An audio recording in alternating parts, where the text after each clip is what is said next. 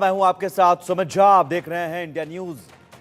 दिल्ली में यमुना नदी में सफेद झाग एक बार फिर से नजर आने लगा है। छठ से पहले यमुना में फिर से सफेद झाग और सिर्फ सफेद झाग नजर आ रहा है। लगातार गंदगी बढ़ रही है यमुना नदी में और यह हर साल की कहानी है।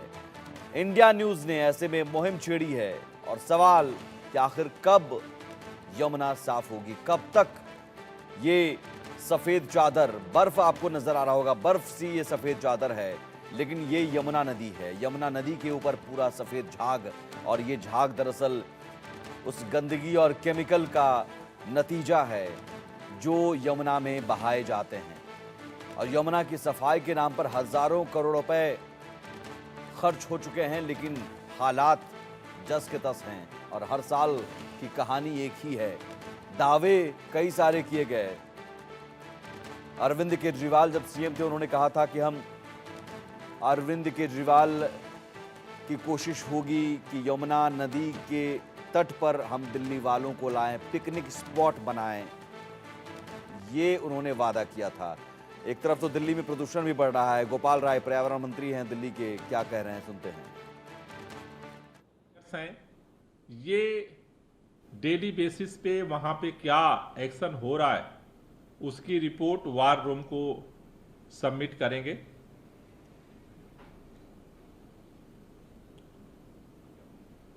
खास तौर से जो अलग अलग कार्ययोजना डिपार्टमेंट्स ने ज्वाइंटली विजिट करके जो आज हमारे सामने रखा है, उसमें आनंद विहार में जो मुख्य तौर पर जो पोल्यूशन के सोर्स आइडेंटिफाइड किए गए हैं, वो आनंद विहार बस स्टेशन के सामने रोड जो है वो क्षतिग्रस्त है। बाहर से डीजल, खासतौर से उत्तर प्रदेश से डीजल की BS3 और BS4 की गाड़ियां वहां पे आ रही हैं और ठीक आनंद विहार के सामने रोड के उस पार भी इस तरह की गाड़ियों का बड़े पैमाने पर जमावड़ा है जो वहां के AQI को बढ़ा रहा है। चौधरी चरण सिंह मार्ग पर जाम की समस्या है। सड़क के किनारे धूल का जमाव है। NCRTC का कंस्ट्रक्शन का वहां प्रोजेक्ट चल रहा है। रेलवे STP पर के पास कच्चा क्षेत्र है। एकीकृत पूर्वी दिल्ली सब वहां प्रोजेक्ट है। रेलवे स्टेशन के निकट जो भीड़ है, इसकी वजह से वहां पर पोल्यूशन का स्तर बढ़ रहा है। इसको देखते हुए यहाँ पर DC के नेतृत्व में DSIDC, transport, NCRTC, PWD, MCD, NBCC, railway और ट्रैफिक पुलिस का एक कोऑर्डिनेशन कमेटी आनंद विहार के लिए जो है बनाई गई है। उसी तरह से अशोक विहार में यहाँ पर ट्रैफिक जाम की वजह से यहाँ पे पोल्यूशन जो है बढ़ रहा है। आज़ादपुर मेट्रो स्टेशन और बस टर्मिनल की वजह से वहाँ पे कंजेशन है। मेट्रो का प्रोजेक्ट बगल में चल रहा है गुजरावाल टाउन में। इसके लिए यहाँ पर MCD, traffic police, Delhi metro और इनकी कोऑर्डिनेशन कमेटी बनाई गई है। द्वारका हॉट स्पॉट में इसी तरह से वहाँ पर जो राष्ट्रीय मलेरिया अनुसंधान केंद्र है वहाँ पर, और उसको स्थापित करने के लिए वहाँ पे काम चल रहा है। DDA का ग्राउंड है जहाँ पे कचरा है। CND कचरे का अवैध डंपिंग वहाँ पर है। इसके लिए MCD और DDA की कोऑर्डिनेशन टीम जो है वहाँ द्वारका के लिए गठित की गई है। तीसरा हॉट स्पॉट है मुंडका। मुंडका में वहाँ पर NHAI, MCD, लोक निर्माण विभाग, Delhi traffic police, DSIDC, DMRC की कोऑर्डिनेशन टीम बनाई गई है। मुख्य तौर पर वहाँ पर RMT प्लांट का संचालन हो रहा है। दिल्ली रोहतक राजमार्ग पर कच्चे रास्ते और गड्ढे की रिपोर्ट आई है। मुंडका औद्योगिक क्षेत्र और मेट्रो स्टेशन चौराहे के नीचे यातायात जारी है। इसके लिए कोऑर्डिनेशन बनाई गई है। जहांगीरपुरी में मुख्य तौर पर जो वहाँ पर बायोमास बर्निंग है उसके लिए और जो वहाँ कंस्ट्रक्शन चल रहा है उसमें MCD, DUSUP, दिल्ली पुलिस, राजस्व विभाग डीटीसी और डीएमआरसी की कोऑर्डिनेशन टीम बनाई गई है। रोहिणी में वेंकटेश्वर अस्पताल का निर्माण स्थल वहाँ पर है। INFC भूमि पर कचरा डंपिंग है, उसके लिए IFC और MCD फायर सर्विसेज की कोऑर्डिनेशन कमेटी बनाई गई है। नरेला में वहाँ पर DTC बस डिपो का निर्माण कार्य चल रहा है। नरेला इंडस्ट्रियल एरिया की खाली जगह पर कचरे की डंपिंग है। NIT दिल्ली में निर्माण कार्य चल रहा है, इसके लिए यहाँ पर NHAI, MCD, DSIDC, Delhi traffic police, Delhi के DDA और DTC टाटा पावर का कोऑर्डिनेशन जो है वो कमेटी बनाई गई है। ओखला जो हॉट स्पॉट्स है उसके लिए वहाँ पर जो ओखला स्टेट मार्ग की जो सड़क है वो क्षतिग्रस्त है और ट्रैफिक जाम वहाँ मुख्य तौर पर कारण आइडेंटिफाई किए गए हैं। इसके लिए PWD, MCD, Delhi traffic police की कोऑर्डिनेशन टीम बनाई गई है। पंजाबी बाग में इसी तरह से वहाँ पर जो मोती नगर फ्लाईओवर है उसके नीचे काफ़ी ट्रैफिक जाम है। रोड नंबर 41 पर गड्ढे और रामलीला मैदान में ड्राइविंग ट्रेनिंग पार्क का उपयोग हो रहा है। इसके लिए PWD, MCD, Delhi traffic police की कोऑर्डिनेशन टीम बनाई गई है। RK पुरम में यहाँ पर MCD, Delhi traffic police, NBCC का वहाँ काम चल रहा है तो इनके साथ कोऑर्डिनेशन टीम बनाई गई है। विवेक विहार में यहाँ पर सोसाइटी में निर्माण और विध्वंसी गतिविधियाँ चल रही हैं। B ब्लॉक झिलमिल में टूटी सड़कों पर कारण धूल उठ रहा है। रेलवे रोड के पास सड़कों पर भारी जाम है, इसके लिए यहाँ पर PWD, MCD, DSIDC और दिल्ली ट्रैफिक पुलिस की कोऑर्डिनेशन टीम बनाई गई है। वजीरपुर जो हॉट स्पॉट्स है वहाँ पर जो अलग अलग DSIDC का काम चल रहा है, PWD का काम चल रहा है, उसकी वजह से और वो जाम की स्थिति है, इसके लिए PWD, MCD, Delhi traffic police की कोऑर्डिनेशन टीम जो है यहाँ पर बनाई गई है। और 13वां है बवाना हॉट स्पॉट, यहाँ पर जो है MCD, PWD, ट्रैफिक पुलिस इनकी कोऑर्डिनेशन टीम बनाई गई है। ख़ास तौर से यहाँ पर जो महर्षि वाल्मीकि अस्पताल के बाहर जो अवैध कूड़ा डंपिंग है, अस्पताल के बाहर यातायात की वजह से जो जाम लगता है उसको देखते हुए यहाँ पर ये टीम का गठन किया गया है। इसके साथ साथ अलग अलग टीमों के गठन के साथ साथ अभी PWD ने इस हॉट स्पॉट्स के लिए mobile anti smog gun special deploy करने का निर्णय लिया गया है, जिसमें 80 मोबाइल एंटी स्मॉग गन अलग अलग हॉट स्पॉट्स पे डिप्लॉय की जाएगी, जहां पे वाटर स्प्रिंकलिंग करके खास तौर से जो डस्ट है, क्योंकि जगह जगह देखा जा रहा है अभी जहां भी पोल्यूशन बढ़ रहा है वहां पे PM10 की मात्रा ज़्यादा अभी बढ़ रही है, उसमें डस्ट का ज़्यादा कंपोनेंट होता है। उसके लिए वजीरपुर में 10 मोबाइल एंटी स्मॉग गन लगाया जा रहा है, मुंडका में जो है 8, रोहिणी में 7, जहांगीरपुरी में 4, आनंद विहार में 10, द्वारका सेक्टर 8 में 4, बवाना में 5, नरेला में 5, विवेक विहार में 5।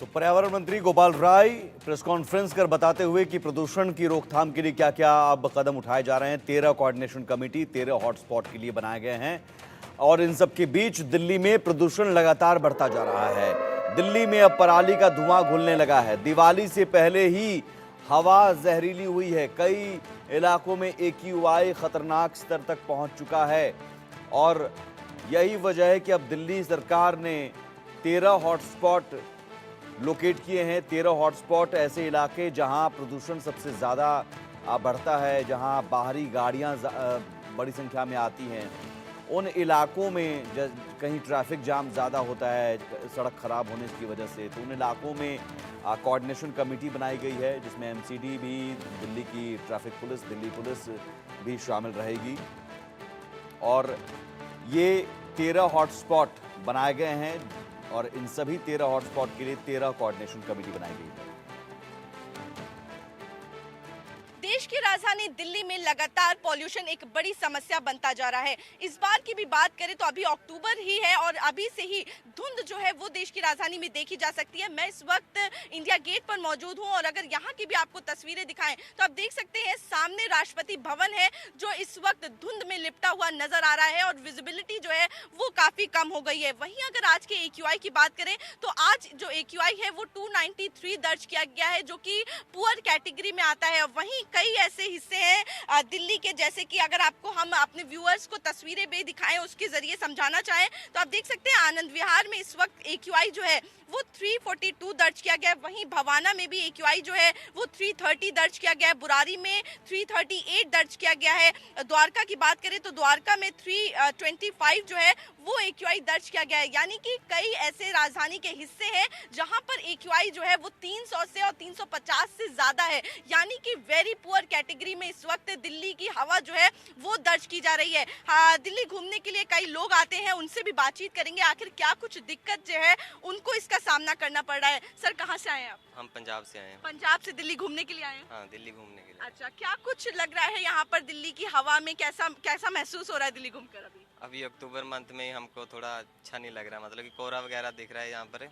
तो अभी नवंबर दिसंबर में तो सब कोहरा आ जाता है पूरा, ऐसे आँखों में भी आँखें जलती हैं, जो पराली वगैरह सटती है ना, उसके कारण ये धुआं वगैरह हो जाता है। गवर्नमेंट को थोड़ा सुधार करना चाहिए इसके बारे में। तो आप तो पंजाब से हैं तो आप इसको ज्यादा अच्छे से समझ पाएंगे कि अभी भी उस तरीके के हालात हैं, जगह जगह पराली जलाई जा रही है? हाँ, पराली जगह जगह जलती है। अभी पंजाब से हैं हम, तो वहाँ तो पराली अभी भी जलती है। सरकार कर रही है लेकिन क्या कर सकते हैं, अभी जो लोग जलाते हैं वो तो जलाते हैं, सरकार एक्शन नहीं लेती, बोल देते हैं लेकिन एक्शन कोई नहीं लेती उस पर। अच्छा, तो इसी मतलब आपको लग रहा है कि अभी उस तरीके से एक्शन जो है वो सरकार की तरफ से नहीं लिया जा रहा है जिस तरीके की लेना चाहिए, इसी वजह से पॉल्यूशन और ज्यादा बढ़ रहा है? हाँ, इसी वजह से पोल्यूशन बढ़ रहा है। अभी अक्टूबर मंथ स्टार्ट हो चुका है, कितना कोहरा हो चुका है दिल्ली में। अभी नवंबर दिसंबर में जो जलाएंगे पराली तो सभी मतलब आंखें भी जलती है फिर, तो वैसे ही पोल्यूशन और भी बढ़ता है, जिसके कारण चश्मा वगैरह सभी पहनते हैं, फिर मास्क वगैरह पहनते हैं। इसके कारण जो हमारा अंदर से भी लंग्स जो है हमारे ख़राब होते हैं। हाँ, हम दिल्ली आज ही घूमने आए, इसके बाद हम आते नहीं हैं फिर।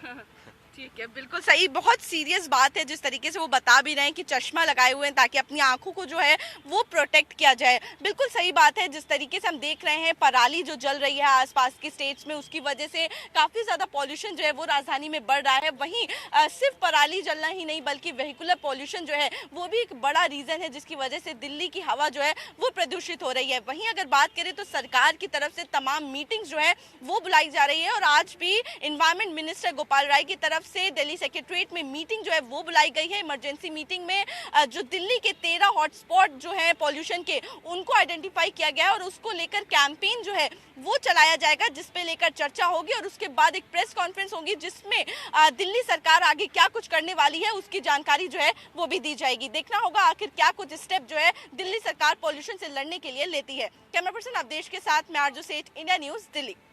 भारतीय जनता पार्टी के राष्ट्रीय महासचिव और उत्तराखंड के प्रभारी दुष्यंत गौतम जी हमारे साथ में मौजूद। एक सवाल सर, दिल्ली के बारे में, दिल्ली में लगातार पॉल्यूशन का लेवल बढ़ते जा रहा है, पराली जलाने की घटनाएं भी बढ़ रही हैं। देखिए, लगातार 10 साल से दिल्ली की जनता का दुर्भाग्य है कि ऐसा शासक बैठा हुआ है जिसको प्रेस वार्ता के अलावा कुछ नहीं आता है। छोटे छोटे इवेंट कर देना और अपना आपको बचा के निकाला। ओड इवन भी करने वाले होंगे अभी वो जल्दी, जो हर साल नाटक ड्रामा करते हैं ओड इवन करने का। शुरू में कहते हैं पंजाब के कारण होते हैं, पंजाब में उनकी सरकार है। कई बार नाटक किया उन्होंने, केमिकल्स बनाया, हमने 4000 का केमिकल बनाया और 40 लाख रुपए की एडवर्टाइजमेंट भी खर्च किया, आज तक भी कुछ नहीं हो पाया। इसलिए उनकी बुनियादी जो आवश्यकता है प्रलोभ को खत्म करने की वो नहीं है, ना उनको ज्ञान है, ना वो देश को दिल्ली को आगे बढ़ाना चाहते हैं। खाली नाटक और ड्रामा के अलावा कुछ नहीं। अभी प्रेस वार्ता कर देंगे एक दो, उससे उनका काम खत्म होगा। ये थे बीजेपी के राष्ट्रीय महासचिव दुष्यंत गौतम। Sanjay Sharma, India news, Delhi. अभी हमारे साथ बात करने के लिए मौजूद हैं कांग्रेस के वरिष्ठ नेता संदीप दीक्षित जी। संदीप सर, मौसम बदला है दिल्ली में, मौसम के साथ साथ अब फिर से एयर पॉल्यूशन ने अपनी धाक जमा दी है, लोगों को सांस लेने में तकलीफें हो रही है, काफ़ी लोग शिकायत कर रहे हैं कि हवा जहरीली हो चुकी है, क्या कहेंगे? देखिए, पहली चीज़ तो जहरीली थी हवा, ये कोई कम नहीं हुई, ये कोई बढ़ी नहीं है। मानसून था, लंबा मानसून था, लंबी बरसात हुई अब की बार, और उस कारण से जब ऊपर से पानी बरसता है तो हवा अपने आप साफ होती है। वो प्राकृतिक रूप से हम लोगों को एहसास नहीं हो रहा था पोल्यूशन का। पोल्यूशन के कारण पोल्यूशन किस तरह से होता है वो ऑलरेडी था, लेकिन जैसे होता है ना कि भाई अगर आप कोई चीज़ खराब पी लें और खूब पानी पी लें उसके साथ तो वो बह जाता है, तो वो चल रहा था। आज क्योंकि बरसात कम हुई, हवा चलना अब हो गया, थोड़ा सा वो कोल्ड भी हुआ है, जिस कारण से हवा में एक डेंसनेस आती है, तो अपने आप जो पोल्यूशन हमको महसूस होना चाहिए था 2-3 महीने पहले भी, वो अब महसूस होने लगा है। और इसके पीछे सीधे सीधे एक निकम्मी और भ्रष्ट सरकार है, और मैं इन दोनों का, क्यों मैं इसको निकम्मी और भ्रष्ट सरकार कहता हूं उसका आपको उल्लेख करना चाहूँगा। निकम्मापन इसलिए क्योंकि जो सरकार किसी भी चीज़ की जिम्मेवारी नहीं लेती है और हर चीज़ औरों पर मरती है, और जानते हुए कि उसकी जिम्मेवारी और उसकी गलतियां, वो एक निकम्मी सरकार मानी जाती है। भाई आप बताइए, अभी तक तो आपको पराली की कहानी सुनाई जाती थी, आज पराली कहाँ जल रही है? कोई बता देना मुझे।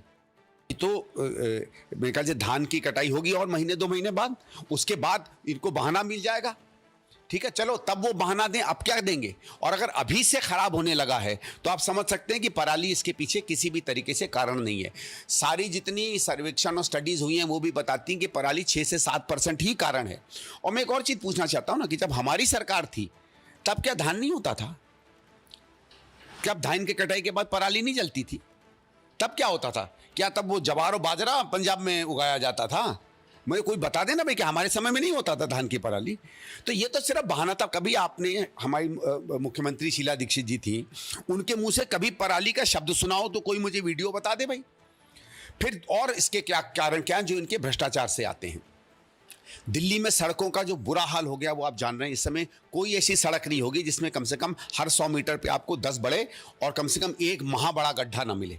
हर जगह चले जाइए, उस कारण से आज ट्रैफिक जैम हो रहा है। गड्ढों से क्या होता है? सड़क टूटती है। सड़क जब टूटती है उसके अंदर से धूल निकलती है। ये धूल जब गाड़ी वहाँ से निकलती है वो हवा में जाती है। ये एक बहुत सीधा और सरल कारण है जिस कारण से बहुत हद तक पोल्यूशन होती है। फिर क्या होता है? गाड़ियाँ क्योंकि धीमे चलती हैं, कोई भी आप एक्सपर्ट से पूछ लीजिएगा, धीमी चलती हुई गाड़ी के अंदर से डीजल का और पेट्रोल के जलने का जो पोल्यूशन होता है वो एकदम जहरीले स्तर पर पहुंच जाता है। तो इन 2 कारणों से, कि खराब सड़कें और उनमें गड्ढे जिनकी आज तक रिपेयर नहीं हो पाई है, इस कारण से हमारा 70 से 80% पोल्यूशन हो रहा है। दिल्ली में पॉल्यूशन का जो लेवल है वो बढ़ गया है। एक बार फिर से देखा गया है कि AQI काफ़ी ज़्यादा हो गया है और बार बार दिल्ली सरकार ये बोलती है कि हम पॉल्यूशन पे कंट्रोल करने की कोशिश करते हैं। इस बार भी ऐसे ही दिल्ली सरकार की ओर से कहा जा रहा है कि जो बाकी स्टेट हैं वो कहीं ना कहीं इसके लिए जिम्मेदार है। कांग्रेस पार्टी का क्या स्टैंड और क्या मांग रखते हैं आप लोग? कांग्रेस पार्टी ने 15 साल में करके दिखाया। जंग, प्रदूषण से जो जंग थी वो जीत के दिखाई। कांग्रेस में जब शीला दीक्षित जी मुख्यमंत्री थी यहाँ 15 साल, CNG कैसे लाए, डीजल कैसे हटाया, औद्योगिक क्षेत्र रिहायशी इलाकों से कैसे हटाए, ये सब संघर्ष करके हासिल किया, प्रदूषण एकदम कंट्रोल में ले आए। जब से आम आदमी पार्टी की सरकार बनी है, शुरू के 7 साल इन्होंने पंजाब पर डाले कि उनकी वजह से गड़बड़ हो रही है। फिर पंजाब में खुद सरकार में आ गए, अब हरियाणा और उत्तर प्रदेश पे आ गई बात। केंद्र सरकार से पूछो तो वो अरविंद केजरीवाल को जिम्मेदार मानते हैं। अरविंद केजरीवाल से पूछो तो वो पहले देखते हैं हम कहाँ कहाँ सरकार में हैं, फिर बताते हैं कि साहब अब हरियाणा जिम्मेदार है। ऐसे नहीं जंग जीती जा सकती। हमारे दिल्ली के बच्चों को अस्थमा का सामना करना पड़ रहा है, दिल्ली के बुजुर्ग सुबह वॉक पे नहीं जा पा रहे। ऐसी स्थिति 90 के दशक में देखी जाती थी, वापस से उससे भी भयावह स्थिति पैदा हो। बहुत शुक्रिया हमसे बातचीत करने के लिए। कैमरा पर्सन अवधेश के साथ मैकानिका, India news, news X, Delhi. के राष्ट्रीय महासचिव जम्मू कश्मीर के प्रभारी तरुण चुग जी हमारे साथ में मौजूद है। तरुण जी, जम्मू कश्मीर की नई सरकार बनने के बाद पहली कैबिनेट में फैसला हुआ है कि राज्य को पूर्ण राज्य का दर्जा मिल जाए। प्रधानमंत्री मोदी जी और देश के गृह मंत्री अमित शाह जी देश के सदन में स्टेटहुड पर वायदा कर चुके हैं और मोदी जी ने जो वादा किया है वो आज तक पूरा हुआ है। चाहे रुके हुए परिसमन को दोबारा कराने की बात हो, चाहे शांति बहाली की बात हो, विकास बहाली की बात हो, विश्वास बहाली की बात हो, इलेक्शन दोबारा कराने की बात हो, हर विषय पर सरकार वचनबद्धता से खड़ी मिली है। अब उमर सरकार स्टेटहुड पर बेतुका बयानबाजी कर रही हैं और बासी कड़ी में उबाल कर रहे हैं। राजनीतिक रोटियां सेकना बंद करें। ये बासी कड़ी है, इसका उबाल चलने वाला नहीं है। सर जम्मू से कह रहे हैं कि उप मुख्यमंत्री इसलिए दिया गया है ताकि वहां पर जम्मू के लोगों को पूरी तरह से प्रतिनिधित्व मिल जाए। ऐसा कि जम्मू कश्मीर एक पूर्ण राज्य है और वहां की जनता ने एनसी को भारतीय जनता पार्टी से 1,26,000 कम वोट दिए। 1,26,000 कम वोट। और ये वोट कम देने के पीछे स्पष्टता है कि 370 और 35 से अब दफन हो चुके हैं और जनता जम्मू कश्मीर की प्रधानमंत्री मोदी जी के साथ। Sanjay Sharma, India news Delhi.